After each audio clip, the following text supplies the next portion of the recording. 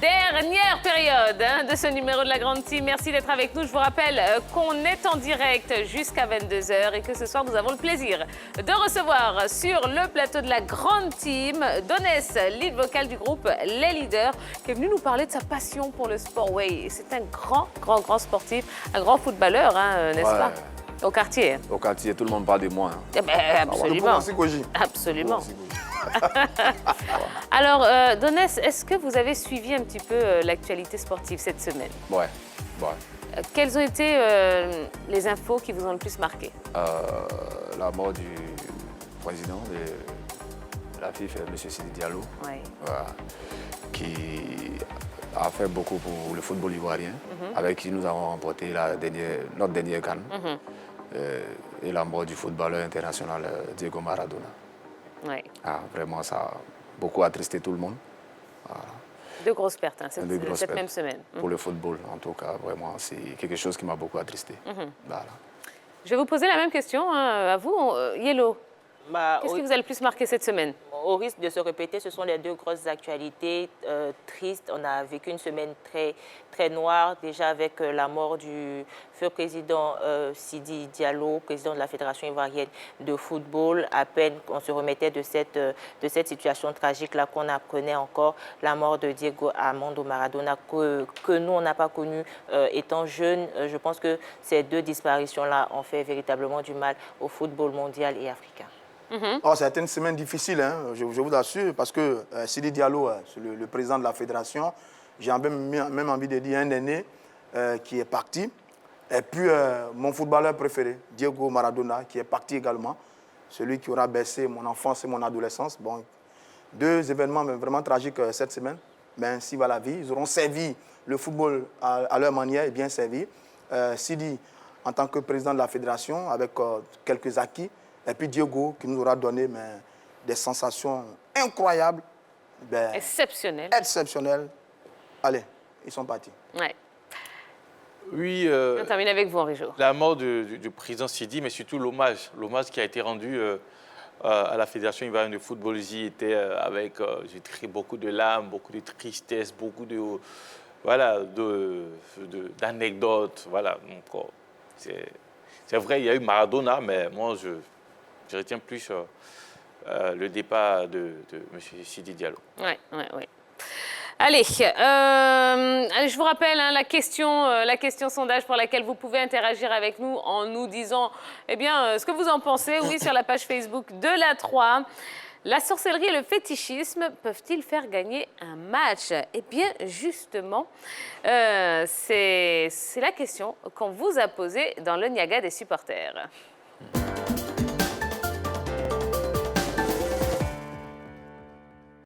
J'ai dit, mon frère, excuse-moi. Attends, excuse-moi. Je dis, j'ai une question à poser aux Ivoiriens. Est-ce que la sorcellerie ou bien les fétiches, là, ça existe dans le football? Parce qu'on dit qu'il y a sorcellerie, il y a d'autres qui disent qu'il n'y a pas sorcellerie. Qu'est-ce que vous en pensez? Ça, c'est le thème du Niara du supporter du jour. Allons-y à la rencontre des Ivoiriens. Allez. Il y a une question qui me fatigue là. Je dis, est-ce qu'au football, là, la sorcellerie, fétiche, là, est-ce que ça existe? Ouais. Bon, quand on dit football, c'est la sorcellerie. Football, c'est la sorcellerie. Parce que... Non, football, ça signifie sorcellerie. Ouais, dans le football, s'il n'y a pas de médicaments, un jeune ne peut pas avancer. Est-ce que tu as déjà vu ça? Bon, il n'y a pas vu, mais attendu, puis ça, c'est la vérité. Comment? Bon, il fait comment? Mais moi, je ne crois pas. Si tu es fort, tu es fort. Si tu ne fais rien, tu ne fais rien. Messi, là, il avait médicaments. Est-ce que Ronaldo avait médicaments? Mais ils sont les meilleurs. Bon, les Messi, les Ronaldo, là, eux, là, c'est les vrais sorciers. Le football même n'a pas de divinité. Mais le football n'a pas de divinité. Le football n'a pas un dieu. Mais certains footballeurs voient des sciences occultes, voient des pratiques occultes, des mystiques pour pouvoir avancer dans leur marche. Non, moi je ne crois pas en ça. Ne dites pas ça. Est-ce que vous avez déjà vu ça? En Côte d'Ivoire, il y a Korogo, il y a Bonois, il y a beaucoup de villes où nous utilisons les pratiques occultes toujours, jusqu'à aujourd'hui. Les gens, quand ils veulent partir, ils vont se laver, ils reviennent, c'est l'Afrique. Bon, il y avait un ami qui a eu un souci de ça. Hein? Oui. C'est un Ivoirien, il était en Côte d'Ivoire ici. Maintenant, il est parti jouer au Ghana. Son jour de joueur arrivé, ou de monter sur la scène, il a commencé à jouer un coup, son pied s'est enflé sur le terrain. Là, tu as vu ça? Oui, il est venu au village, dans notre village pour venir se soigner. Ah non, il fait fétiche, c'est bon, il fait quoi? Donc Messi, il a fait fétiche quoi? Non, Messi, c'est pas le même cas. Non, mais Ronaldo, il a fait fétiche. Ronaldo, c'est que l'Afrique et puis l'Europe, c'est pas la même chose. Si tu n'as pas joué en bois, il y a un moment. faut Jordan, faut taper bois même. Il y a trop de morts, mais les joueurs africains, ils ont trop Jordan en bois. Non, moi, je ne crois pas. Et puis, mais, Ils ont trop Jordan en bois, voilà. attends, moi, je connais des gens. Les papas, grands féticheurs, grands marabouts, mais ils ne sont pas allés quelque part. Hein? Non, c'est qu'ils ne sont pas intéressés à le mouvement. Sinon, s'ils sont intéressés, c'est ça. Hein? Gigi. Le goal de Messi, là, tu vois un dessin qu'elle a su là. Pas possible. Son t'explique le tout là. Non, t'as même été venu pour te dire le football a la magie dedans. Non, Ronaldo a fait sorcellerie. Ronaldo, non, pour lui particulièrement, tout le monde sait qu'il travaille dur. Voilà, Messi aussi, c'est le don de Dieu. Mais nous, nos joueurs africains, on sait beaucoup là. Ça de manière même, il attache beaucoup. Quand Dieu te donne un don, il t'a donné un don. Quand tu connais, tu connais. Quand tu sais jouer ballon, tu sais jouer ballon. Tu ne sais pas jouer, tu ne sais pas jouer. Il n'y a pas deux modèles. On dit que ça existe. Mais toi-même, tu dis quoi? Oui, ça existe. La sorcellerie est fétiche. Si tu n'es pas fort, tu n'es pas fort. Ça, moi, chez moi, ça n'existe pas. Non, ça existe. On dit qu'il y a des gens qui font les amours, qui font des médicaments, qui font des trucs, qui rentrent dans les bois, tout ça. Tu sais, dans la vie, il y a des gens qui ne croient pas à Dieu. Donc, c'est quoi? Une fois que tu as la foi en Dieu seulement, là, c'est comme bonjour. Moi, je suis un joueur. Aïe, toi, tu penses que quoi? Ça, tu penses que c'est du jeu. Ouais, tu as dit jouer dans quelle équipe nationale? Quelle équipe nationale? C'est forcé de jouer dans quelle équipe nationale? Moi, je joue au village. Toi, tu joues. Moi, je joue au quartier. Toi, t'as jamais fait Babadi? Babadi de quoi? Il fait rien que Babadi champion kilo. Mais est-ce que toi, tu es fort? Moi, c'est un pro. Hein? Ah, d'accord. Toi, tu es un pro? Non, il m'appelle Toti. Francisco Toti, c'est un pro. Hein, Toti quoi? Attends, regarde mon pied. Attends, c'est pas Bangalore, regarde mon pied. Moi, c'est un dernier joueur, pas t'amuser à moi. Mais t'as vu mon pied? Moi, mon pied est X façon là. Toi, tu dis quoi? Quand j'étais petit, c'est les moi, ils ont massé, ils ont fait ça.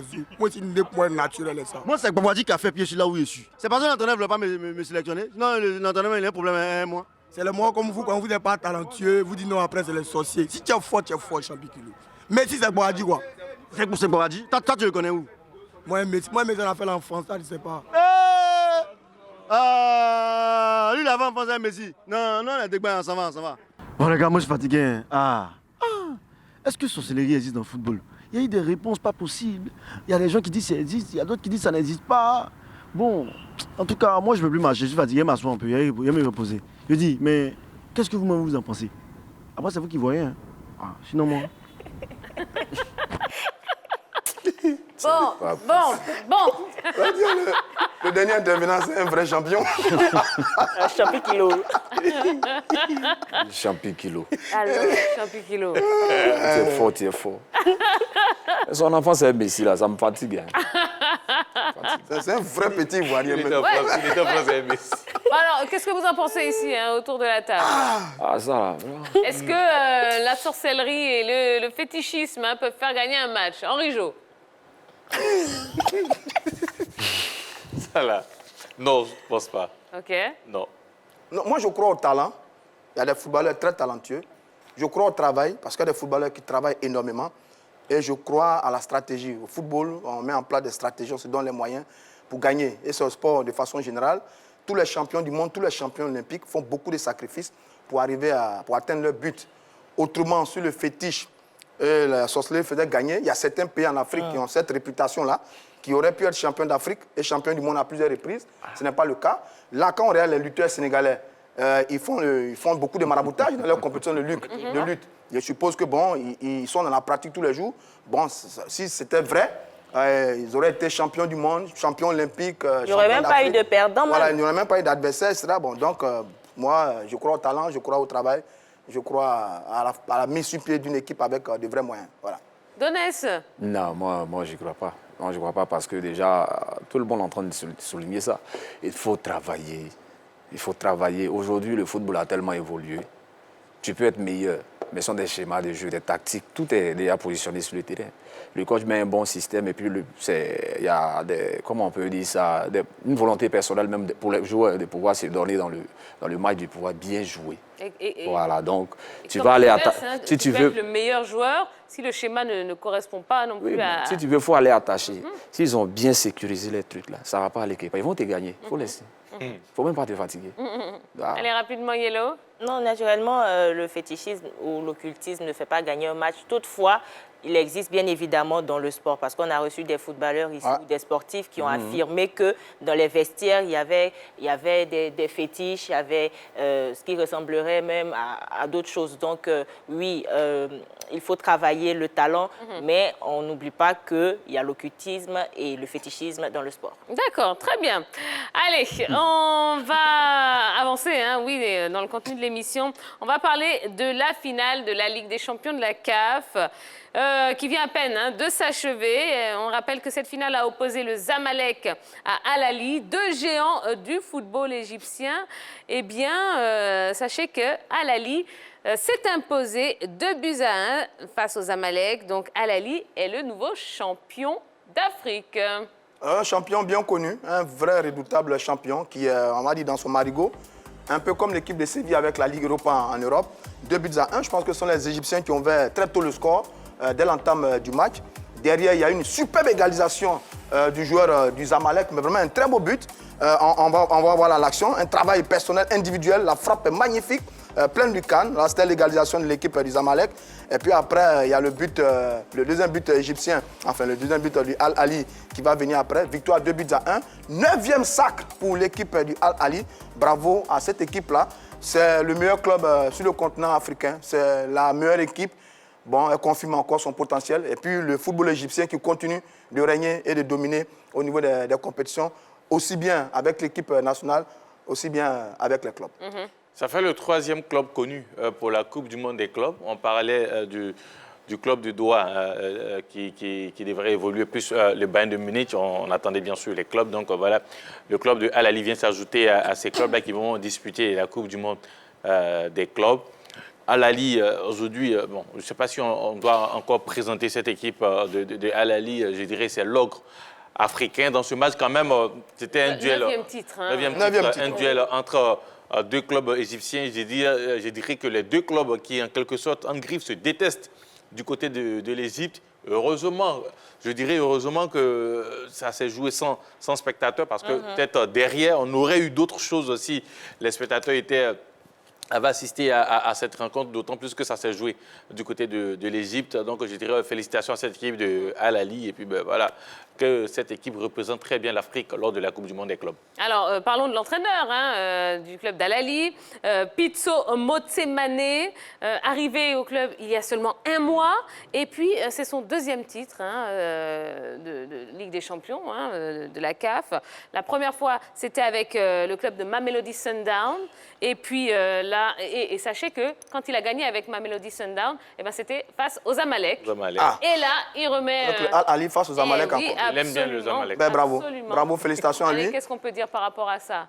C'est une bonne intégration pour lui, puisque c'est jamais évident. Surtout que c'est un entraîneur africain, je dirais africain de l'Afrique subsaharienne qui arrive, qui vient coacher un club comme le Al Ahly. C'est jamais évident. On avait l'habitude de voir des entraîneurs locaux ou des entraîneurs expatriés venir diriger cette équipe de Al Ahly. Cette fois-ci, c'est un Sud-Africain qui arrive et qui fait remporter l'équipe de Al Ahly. Je dirais bonne intégration.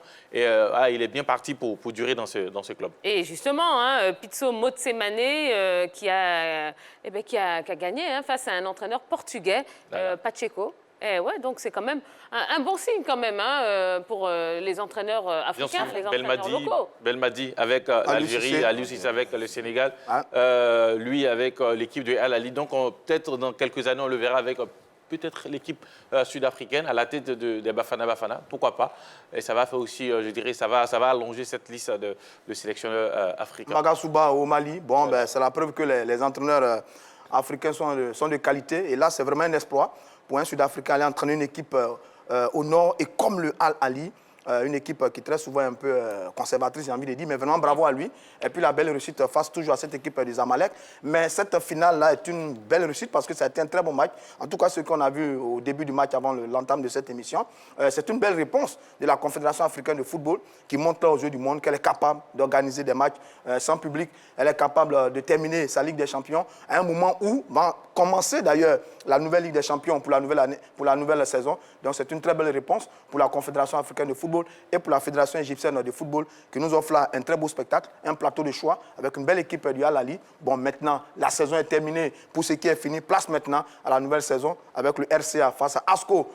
ASCO du Togo. Bon, on espère que le RCA ira très très loin dans cette compétition. Et la Super Coupe d'Afrique qui se jouera également en Égypte, dans le même stade d'ailleurs, et qui opposera la Renaissance Berkane du Maroc. Comment? Maroc, Égypte. Exactement, exactement, exactement. Vous avez bien suivi. Eh bien, vous méritez un bon point. Et on espère surtout retrouver du public. Hein, ce serait bien. Bien sûr. C'est un peu... voilà. Hein. Public, ça c'est un autre débat. Bon. Bref. Allez, on continue avec... on va faire un petit tour. Hein. On va vous présenter tout ce qui vous attend ce week-end sur les pelouses européennes. On va vous donner le programme de la France, de l'Angleterre, de l'Espagne, de l'Allemagne et de l'Italie. Et ça, vous savez que c'est l'affaire d'Orgelès Kofi. D'Orgelès Kofi, oui. Bonsoir Tia. Bonsoir la team. Salut. Salut D'Orgelès. Ça va bien? Oui, ça va. D'Orgelès Kofi, ce soir, on va faire Nicolas Pépé. D'Orgelès Kofi, Nicolas Pépé. Voilà. La pépite, ouais. Bon. Très important. J'ai scoré hier, c'est très important. Sauf qu'il est suspendu en championnat. J'ai marqué hier ou pas. Le premier but de mon équipe.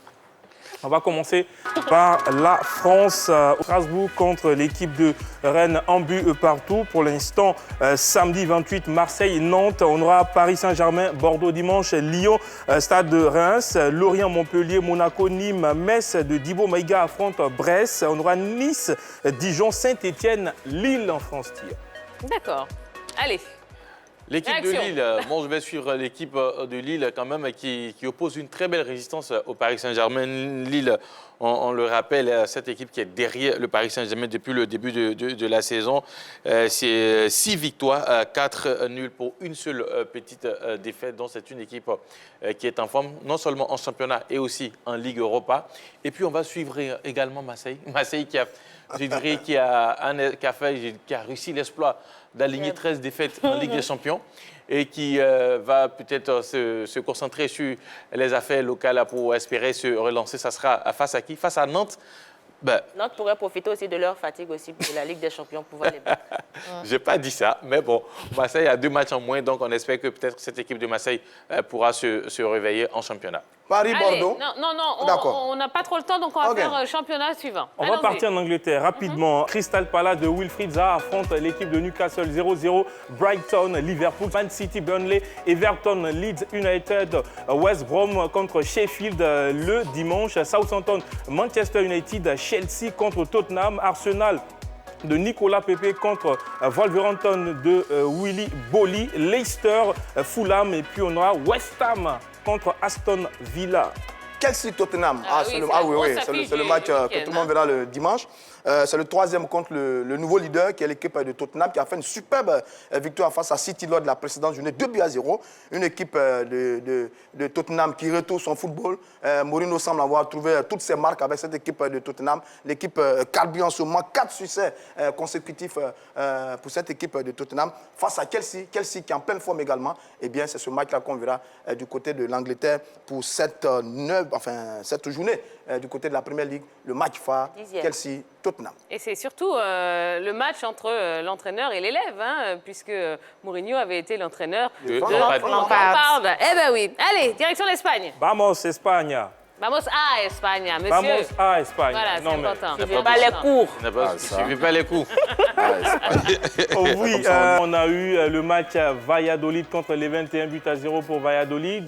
Demain, on aura Elche, Cadiz, Valence, Atlético Madrid, Huesca, Séville, Real Madrid, Alaves. Dimanche, FC Barcelone, Osasuna, Retafe, Athletic Bilbao, Celta Vigo, Grenade. Et puis le lundi, on aura Betis, Séville, Eibar. Allez, Donès, c'est pour vous. Vous allez suivre quel match là? Real de Madrid à Alaves. Ouais. Parce que Real de Madrid, c'est mon club de cœur d'abord dans un premier temps. Oui. Et puis la belle victoire en Ligue des Champions face à l'Inter de Milan. Voilà, avec le retour d'Eden Hazard qu'on a envie de bien voir jouer, qui n'est pas épargné par plus de blessures. Donc c'est un joueur qui est en train de monter en puissance, donc il faut... C'est un match à suivre. Exactement. Voilà, c'est un match à suivre. Allemagne. Allemagne TIA, Wolfsburg 5, Werder de Brême 3. Samedi, on aura Stuttgart, Bayern Munich, Dortmund contre Cologne, Union de Berlin, Francfort. On aura également Borussia Mönchengladbach, Schalke 04. Et puis le dimanche, Leverkusen contre Hertha Berlin. On suivait avec l'Italie. Avec l'Italie, Sassuolo contre Inter de Milan, Benevento, Juventus de Turin, Atalanta Bergame et Las Vérone. Le dimanche, Lazio contre Udinese, AC Milan, Fiorentina. Ça sera Kessier contre Christian Kwame, Bologne, Crotone, Cagliari contre Spezia, Naples, AS Roma et puis Genoa, Parme, TIA. Voilà, merci beaucoup. Naples, Roma dans le nouveau stade Diego Maradona. D'accord, voilà. Merci. Allez, il est l'heure de passer au penalty de notre invité.